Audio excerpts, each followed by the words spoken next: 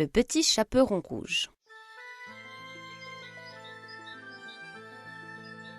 Il était une fois une petite fille de village, la plus jolie qu'on eût su voir. Sa mère en était folle, et sa grand-mère plus folle encore. Cette bonne femme lui fit faire un petit chaperon rouge qui lui seyait si bien que partout on l'appelait le petit chaperon rouge. Un jour, sa mère, ayant cuit et fait des galettes, lui dit « Va voir comme se porte ta grand-mère, car on m'a dit qu'elle était malade. Porte-lui une galette et ce petit pot de beurre. » Le petit chaperon rouge partit aussitôt pour aller chez sa grand-mère, qui demeurait dans un autre village. En passant dans un bois, elle rencontra Compère le loup, qui eut bien envie de la manger. Mais il n'osa, à cause de quelques bûcherons qui étaient dans la forêt. Il lui demanda où elle allait. La pauvre enfant, qui ne savait pas qu'il est dangereux de s'arrêter à écouter un loup, lui dit « Je vais voir ma grand-mère » et lui porter une galette avec un petit pot de beurre que ma mère lui envoie. « Demeure-t-elle bien loin ?» lui dit le loup. « Oh oui !» dit le petit chaperon rouge. « C'est par-delà le moulin que vous voyez tout là-bas, à la première maison du village. » Eh bien, je veux l'aller voir aussi. Je m'y en vais par ce chemin aussi. Et toi, par ce chemin-là. Et nous verrons qui plus tôt y sera. Le loup se mit à courir de toute sa force par le chemin qui était le plus court.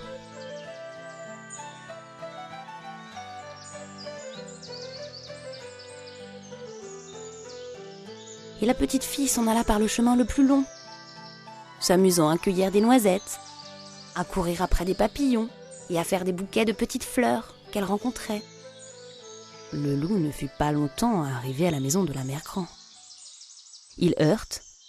Toc toc. « Qui est là ?» ?»« C'est votre fille, le petit chaperon rouge, » dit le loup en contrefaisant sa voix. « qui vous apporte une galette et un petit pot de beurre que ma mère vous envoie. » La bonne mère grand, qui était dans son lit à cause qu'elle se trouvait un peu mal, lui cria « Tire la chevillette, la bobinette, chéra !» Le loup tira la chevillette et la porte s'ouvrit. Il se jeta sur la bonne femme et la dévora en moins de rien, car il y avait plus de 3 jours qu'il n'avait mangé. Ensuite, il ferma la porte et s'alla coucher dans le lit de la mère grand, en attendant le petit chaperon rouge, qui, quelque temps après, vint heurter la porte.